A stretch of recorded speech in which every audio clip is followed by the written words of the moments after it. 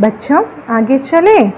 हम पढ़ रहे थे टोपी और बाद में गौरैया ने क्या किया।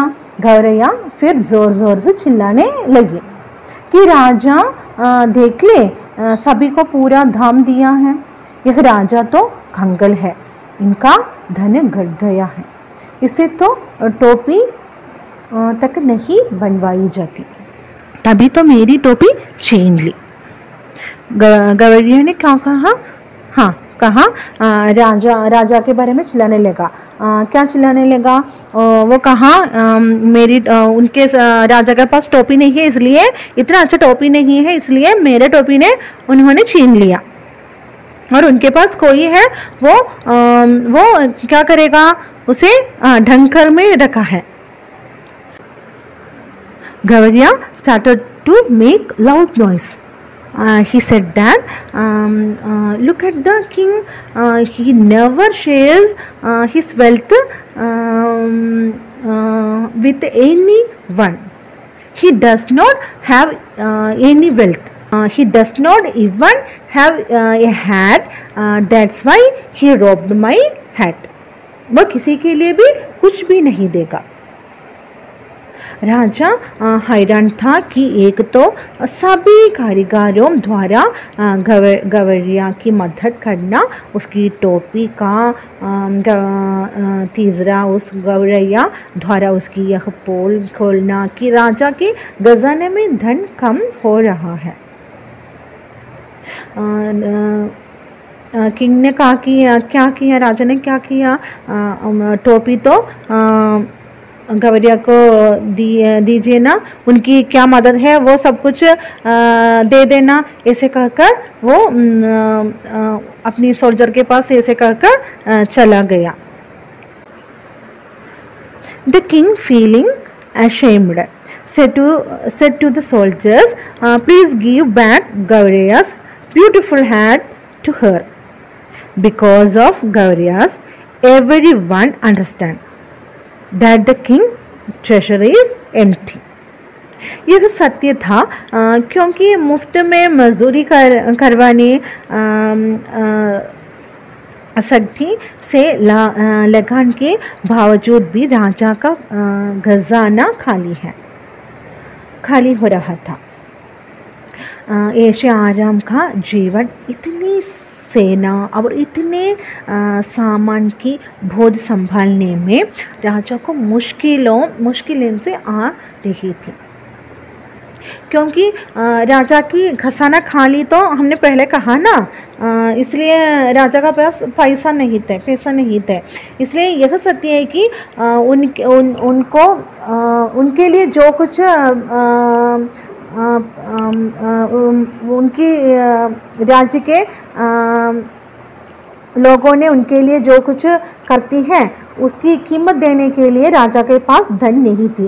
राजा की खजाना में पैसा नहीं थे। उन्होंने अपने दरबार में हुए सोल्जर्स यानी उनकी दरबार में होते हुए उन जनों को यानी वहाँ रहते हुए आदमियों को संभालने के लिए भी बहुत मुश्किल है राजा को, क्योंकि उनके पास धन नहीं थे। इसमें it is true that king does not pay his people for the work they do. He says that all his treasure is empty.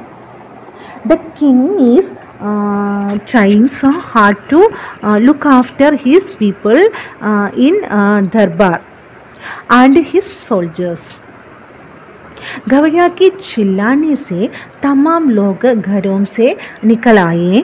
मंत्री ने भी कहा कि यह तो राजा का भेद ही खोल देगी। क्या कहा? ये गौरैया ने चिल्लाकर कहते रहते थे, है ना, इसलिए मंत्री ने भी कहा ये राजा से भी बढ़कर हो गया। कौन? गौरैया। Hearing Gauraiya's voice, everyone came out of their house, and minister said that Gauraiya is greater than the king. अब राजा घबरा रहा था। उसने कहा कि इस गवैया की टोपी वापसी कर दो। सिपाहियों ने कंगूरी भी और टोपी उछाल दी। राजा ने बहुत घबरा कर आया। उसने उसकी सोल्जर्स से कहा, उनके सिपाहियों से कहा, आप लोगों ने जल्दी ही जल्दी गवैया की टोपी वापस दीजिए, वापस दे दो। The king got tensed and asked the soldiers to give the hat back to गवैया। गवैया ने टोपी पहनी और उड़ उड़कर कहने लगी कि यह राजा तो डरपोक है, यह तो मुझसे भी डर गया है। ये राजा क्या है, डरपोक है ना राजा, वो मुझसे डरते हैं। गवैया ने कहा, राजा ने मुझसे डरते हैं। गवैया placed the hat in her head and said, the king is scaredy cat. He is even scared of me.